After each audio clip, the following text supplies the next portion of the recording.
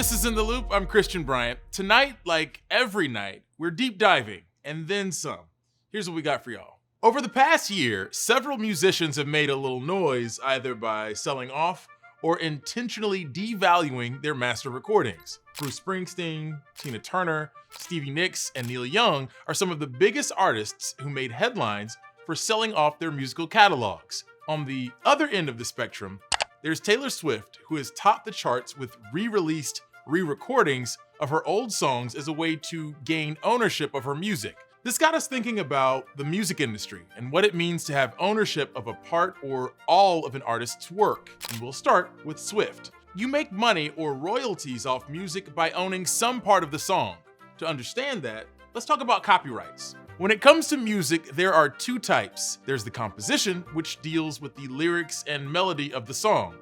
Then there's the sound recording, which is the version or recording of the song you're hearing. If you own the master song recording, also known as the master, you can license third parties to use the song in TV, film, commercials, etc. When thinking about masters, think source material from which copies of any recording are made. This includes streams, vinyl, and CDs. Remember those? In Swift's case, she owns at least part of the composition of most of the songs she wrote, but she does not own the masters. She tried to get them, but businessman Scooter Braun purchased the label she was with when she recorded the songs, so she re-recorded them. Now, let's be clear. Re-releasing new versions of her older songs doesn't get rid of the original masters. Those still exist. But Swift encouraged fans to stream the new recordings, known as Taylor's versions, over the old ones, and that's exactly what happened. Fearless, Taylor's version, knocked the old version off the Billboard charts, and the nation's largest chain of radio stations, iHeartRadio, said their stations will only play Taylor's version of songs. Swift is known as a pretty gifted songwriter, having sole songwriter credits for many of her songs, but she didn't own part of her masters. So how does that happen? It's not uncommon to have that be part of the negotiations with an artist's record label. Swift re-recorded some of her biggest hits as a way to devalue and essentially supplant those originals.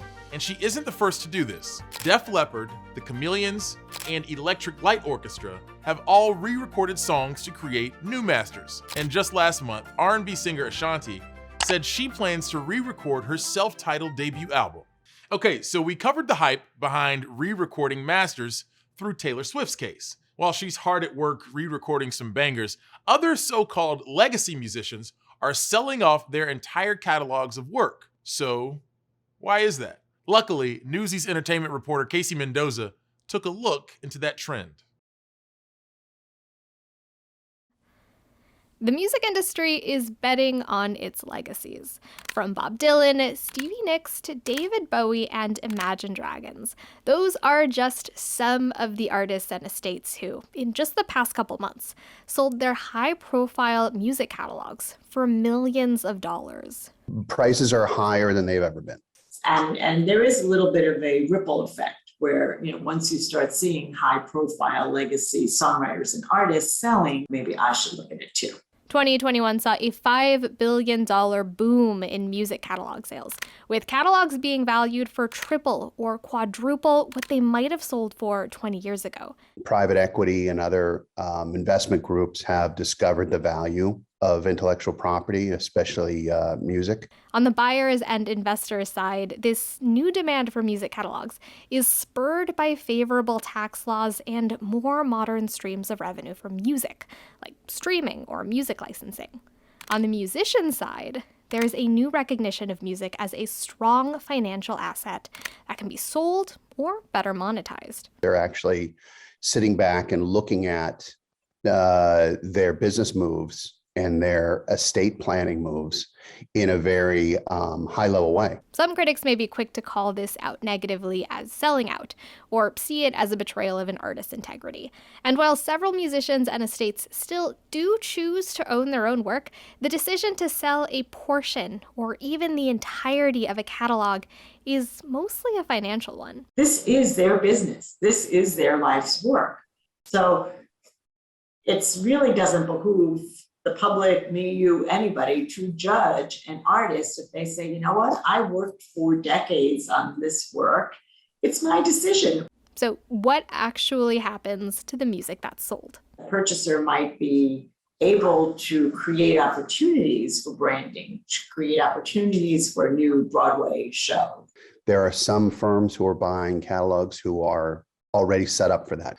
Companies who have existing film and television departments or departments that can push the music towards commercialism. Music is so valuable today because of all the ways it can be streamed, licensed, and even adapted for film and TV, something music catalog buyers are keen on. I'm dreaming of a white Christmas. Take, for example, the work of late singer and actor Bing Crosby, who's most famous today for holiday songs like White Christmas.